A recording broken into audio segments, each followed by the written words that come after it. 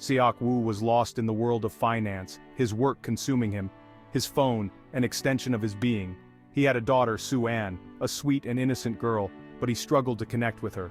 Daddy, can we spend my birthday together this year? Soo-an longed for her father's attention, craving his time and love.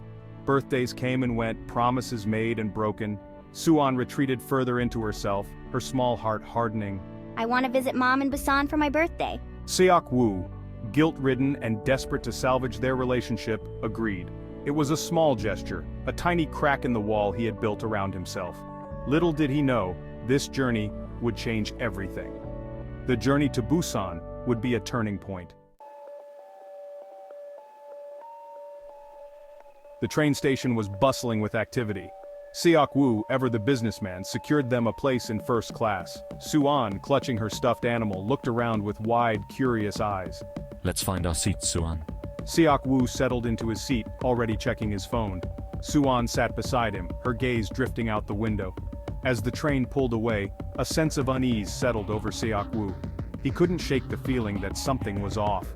The news reports he had skimmed through that morning flashed in his mind. Strange incidents, unexplained violence.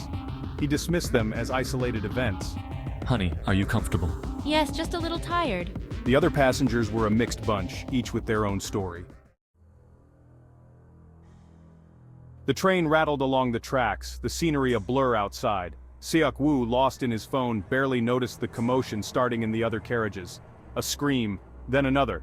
The train conductor's voice, strained and urgent, crackled over the intercom. Stay close to me, Soo-an. He spoke of an incident, urging passengers to remain calm, but the fear was palpable. Soo-an, sensing her father's growing anxiety, clung to his arm. The train lurched to a stop. Panic erupted. Passengers surged towards the front, desperate for information. Then through the windows, they saw them, the infected, their eyes milky white, their bodies contorted, their mouths stained crimson. The chaos was immediate and absolute. Screams filled the air. The virus had already infiltrated the train, turning it into a steel coffin hurtling towards an uncertain fate. The survivors, those lucky enough to escape the initial onslaught, barricaded themselves in the front carriages. Seok-woo, his paternal instincts kicking in, shielded Soo-an from the horrors unfolding around them.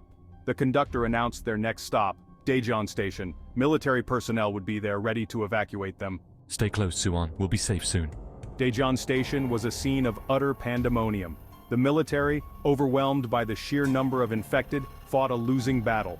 The survivors, herded like cattle, were forced to run a gauntlet of snapping teeth and grasping claws.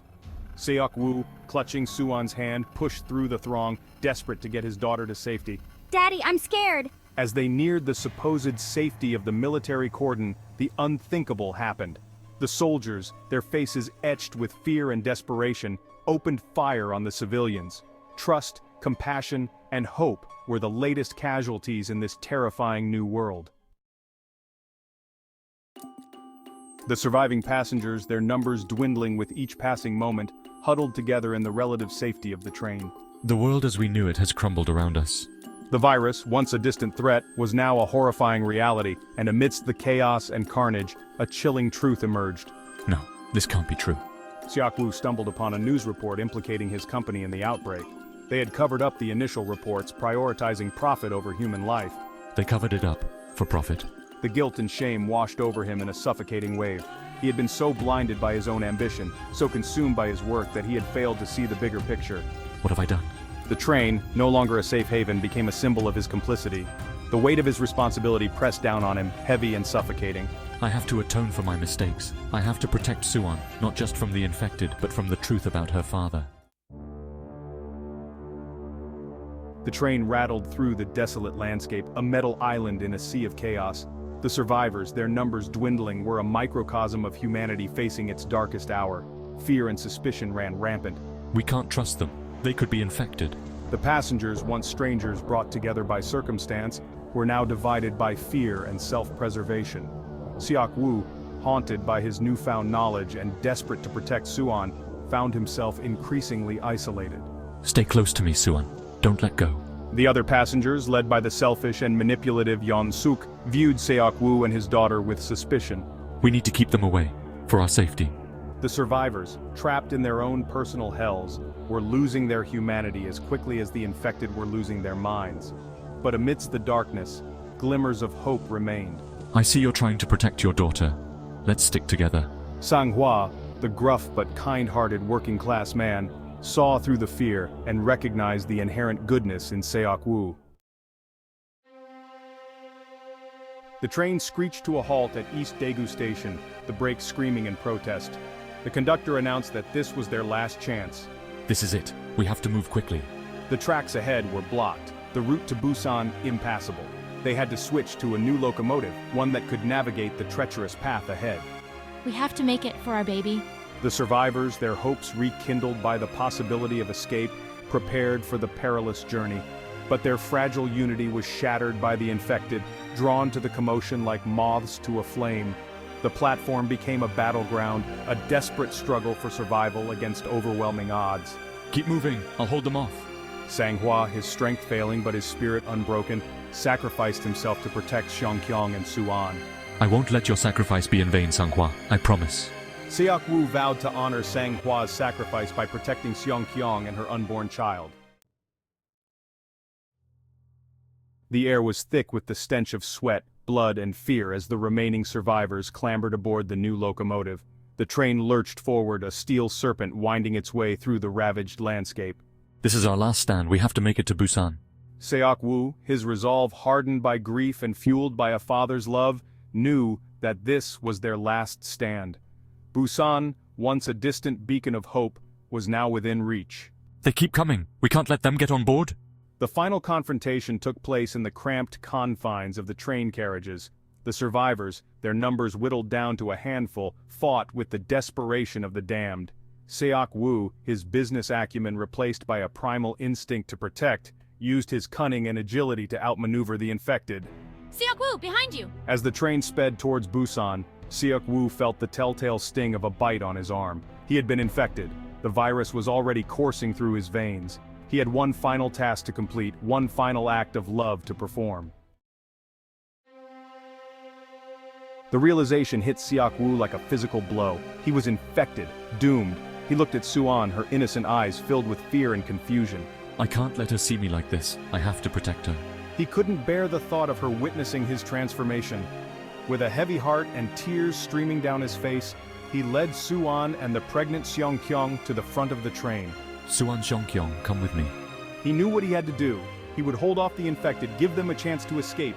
He embraced Suan, his heart breaking with each passing second. I love you so much, Suan. Be brave. Live a good life.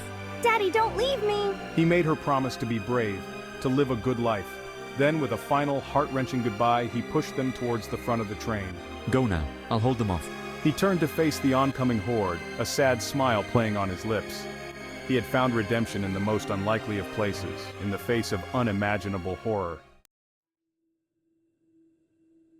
The train rattled and swayed, the tracks ahead disappearing into a long, dark tunnel. Suan and Seok-kyung clung to each other, their faces streaked with tears, their hearts heavy with grief. They had witnessed unimaginable horrors, experienced loss beyond measure. We have to keep going, Suan, for your father.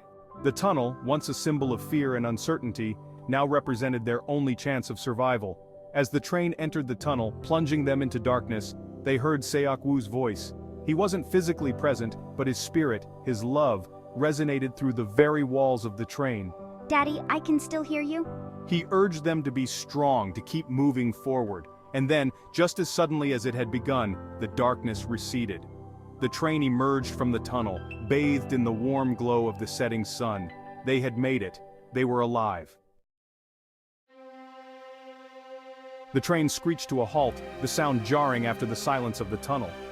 Suan and Seok-kyung, their faces etched with exhaustion and grief, stumbled onto the platform. Soldiers, their faces hidden behind masks, approached cautiously.